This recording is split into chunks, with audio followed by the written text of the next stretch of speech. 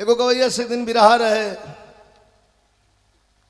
नया नया उभर वाला सल्ली का हमें जलन नहीं है, आगे बढ़ो गाओ खूब गाओ, लेकिन अपने से बड़ों का हमेशा आदर सम्मान इतना ध्यान रखना पड़ेगा। नहीं तो इसका ध्यान रखोगे तो हमारा तो चाबुक चलेगा भाई, हम तो छोड़ेंगे नहीं। एगो गवैया रहे, एक दिन कहलस कि हमार हाई कैसेट, हमार हाई कैसेट, हमका कैसेट तो हम इतना गौले हैं कि ओकर खोखा खाली बांध के उठा दे तो तोर खानदान ढोल ढोल ठग दे। खोखावा ओकर हो 5000 से ऊपर नंबर गौले हैं। एक बेर जाई तो यही बनारस से बैठे जा ट्रेन में, प्यारेलाल कवि जी कलम उठा लें, तनी बतिया सुन लें। प्यारेलाल कवि जी कलम उठा लें, आज नहीं है बॉम्बे हैं, आएंगे 2-3 दिन में।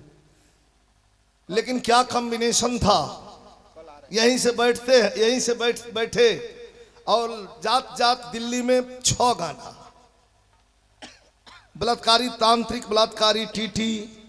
बेसन भैया के श्रद्धांजलि कितना बढ़िया लिखी हुई है। एक पन्ना लिखात रहल, फेंकत रहल, स्टूडियो में गावत रहली, दूसर का पन्ना लिखत रहल। ये कॉम्बिनेशन है। देखल फूलन देवी वाला गाना में आप थे, फूलन देवी वाला गाना दूसर के दिन उनके हत्या के बाद कवि जी लिख रहे थे, एक पन्ना फेंका स्टूडियो में महादेव में, हम गा ले, खत्म हो जाए, दूसर का फेंक दे। उसका गाना को पूरा सुनिएगा, लगेगा कि जैसे आदमी खूब बैठ के एक महीना में लिखल है बा रियाज। ये कलाकार, गायक और कवि का। भगवान राम और लक्ष्मण घूमने के लिए आगे बढ़ते हैं अपने सहेलियों के साथ। सीता जी भी बगीचा में आ गई।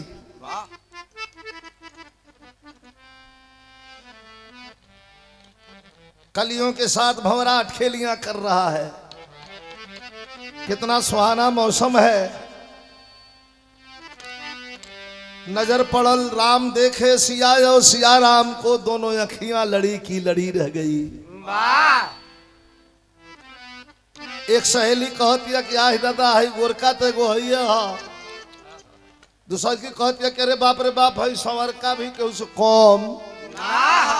लेकिन सीता जी का नजर भगवान राम पर और राम का नजर सीता जी पर, जैसे दोनों आंखें बात कर रही हों।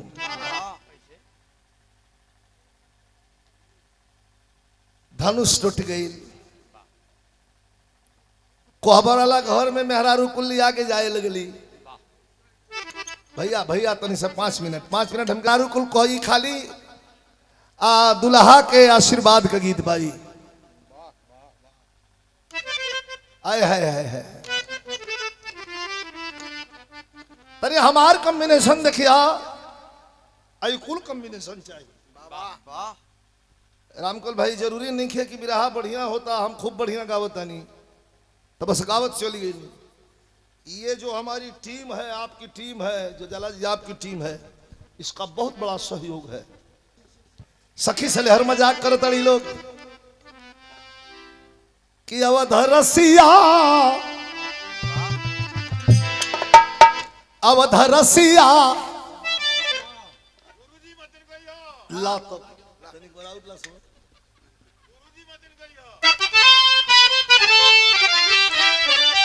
ला तो अवध रसिया, अवध रसिया तो जो न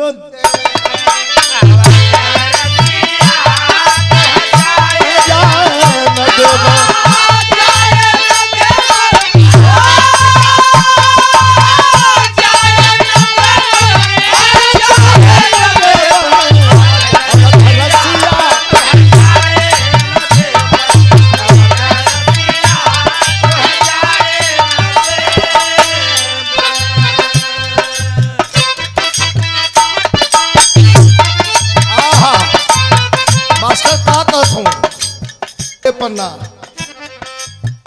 कंकड़ियों मोर के चुगोयो, रात में सपनों में आया वो पालना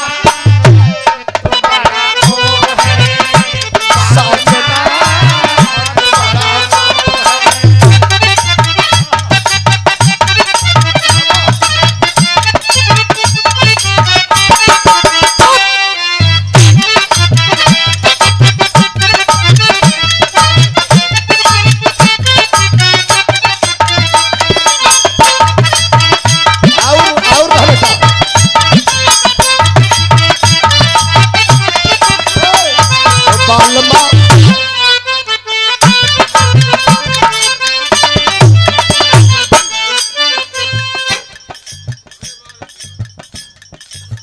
काहे न जाए देबू लक्ष्मण जी उल्टे गुसिया तड़न तनी देखी बिरहा से ढेर मजा आई हाँ धनुष तोड़ ले बानी जा काहे ना जाए देबू काहे ना जाए देबू मजाक करत है लोग के सुना ऐसे न जाए दे फूल सी कोमल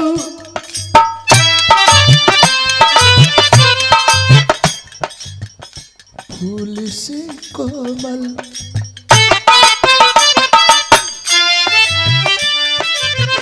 फूल सी कोमल सिया सुकुमारी हमार सीता फूल सा कोमल है ए चौधरी फूल सी कोमल भैया बोली मत एकदम बोली मत मत दो लाइन सिया सुकुमारी ऐसे ना ले जाए दे कि आप पता हुआ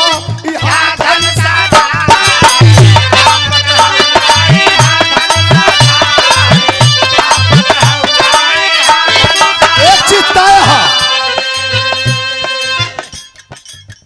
जब ले यहाँ रहा बा ए बाबू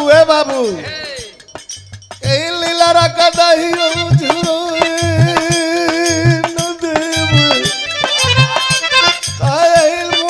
कदहिया झुरा न देब धरसिया कह जाए न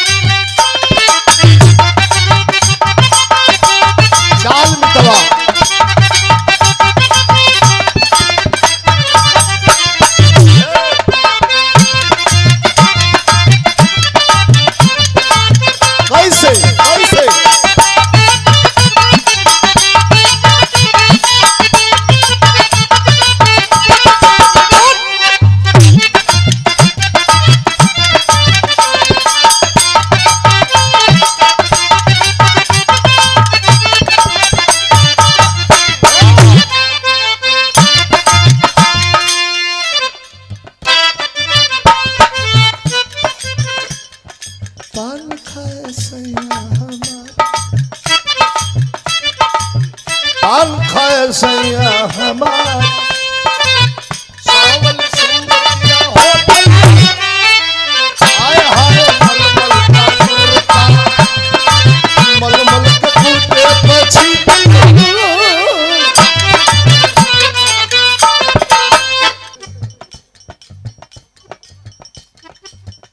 एक सहेली आइल दौड़ के कहत कि सुना सुना सुना ए हाय हाय हाय गोरका बहुत बोलता हो सबलिया बहुत बोलता लक्ष्मण जी कहलन सुना बोलो तारन कहा बोलता कहबू तो हाँ तो जान अरे संभारो बुझा कितना बढ़िया भाव है हे बाबू बन्हा जाइबा लक्ष्मण जी कह रही हमके केहू बांध दई शेषनाग का अवतार एगोरी कहलस कि हम ऐसा बांधब कि अपने से बन्हा जाइबा कैसे नैया के डोरी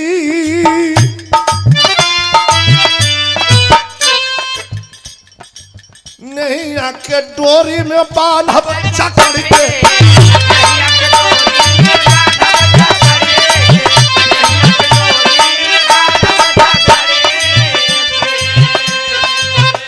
सुइया के डोरी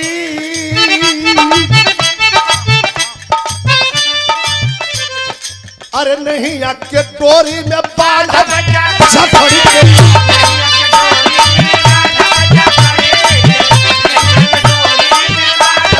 सुना लक्ष्मण जी कहता नहीं बांधा तो पता नहीं बांध के दिखा दो एक ठौरी गइल बा हथावा जोड़ के बैठ गइल कि अपने ही ऐसे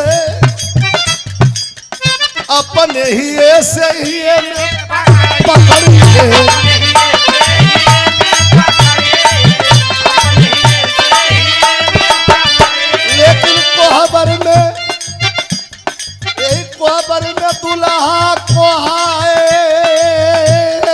न देव यही कोहबर में दुल्हा कोहाए न देव धर से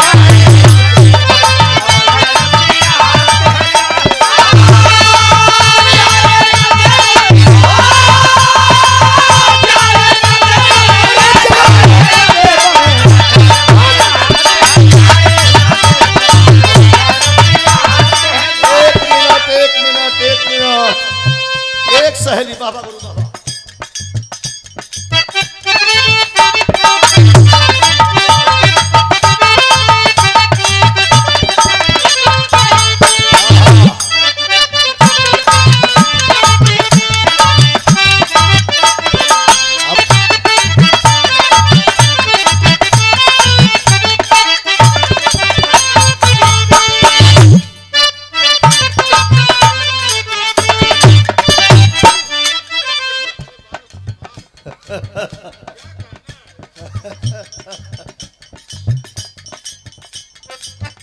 रंग घोरल बा रंग लक्ष्मण जी एक गोड़ पर कूद लगल अरे रंग अरे दादा ई रंग के महीना नहीं खे खबरदार के रंग के छीटा मत दे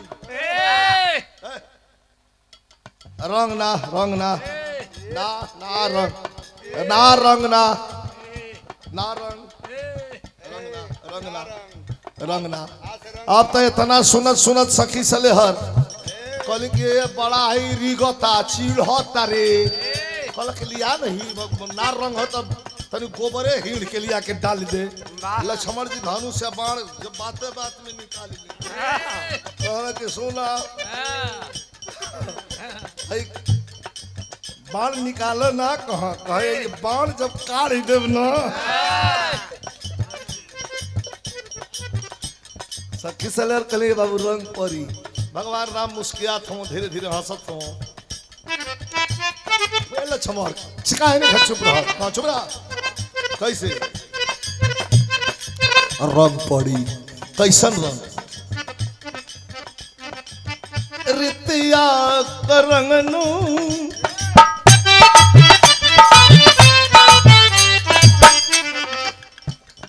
कैसन रंग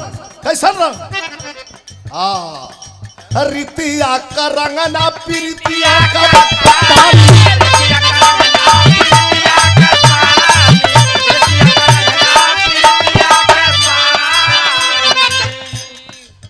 रितिया का रंगना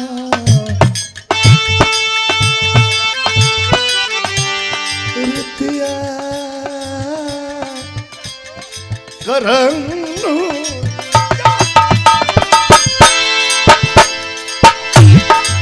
रितिया का रंगना प्रीतिया का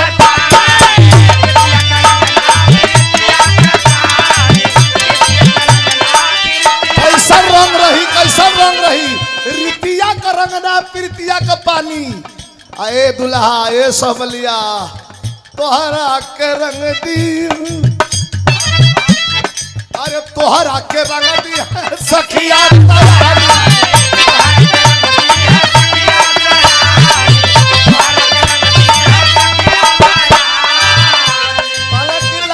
सनैया आई लागल सनैया नो देव कह कि लागल सनैया मराए ना देव अब घर से जा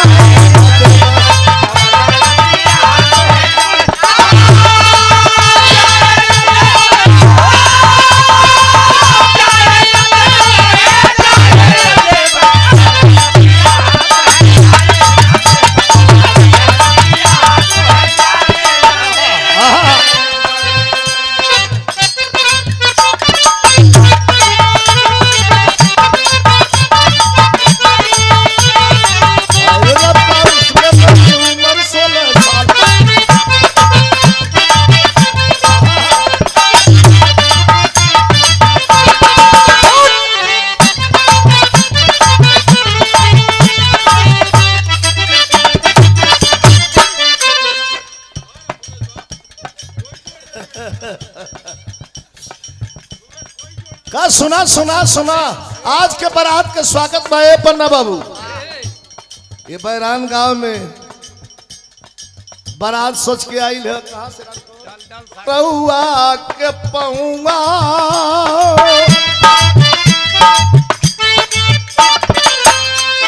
अरे रउआ के पौआ से धन भाई ले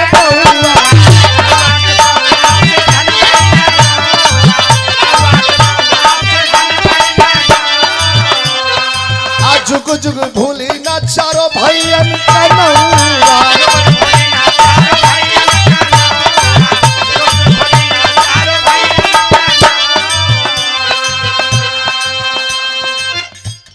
कहा लीला कदही आज हुराए ना देव, कहा मुहरा कदही आज हुराए ना देव।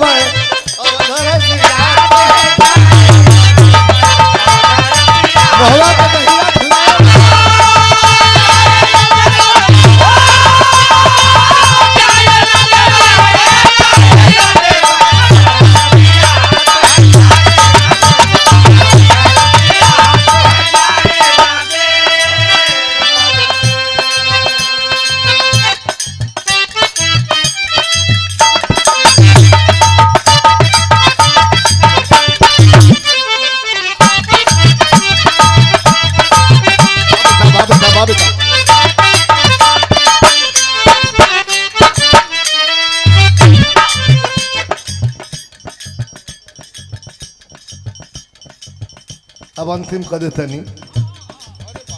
मिथिला नगर के नारायण बेली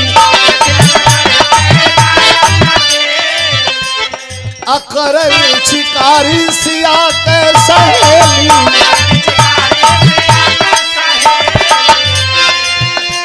यही कोहबर में पहुना को आए ना देव, यही मड़वा में दुल्हा को आए ना देव। अवधर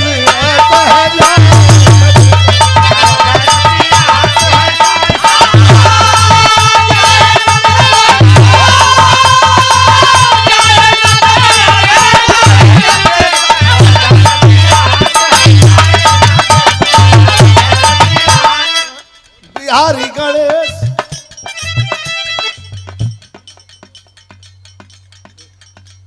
बहुत बदमाश है।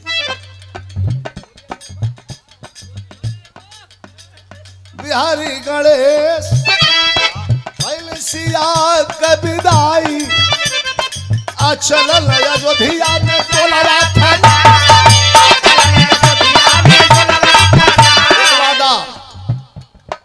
रामदेव। ये हमार वादा ए पन्ना हमार वादा रामदेव बिरहा ओराए न देव। शंकर फकीर रामदेव बिरहा ओराए न देव। अवधर सिया जाए न देव।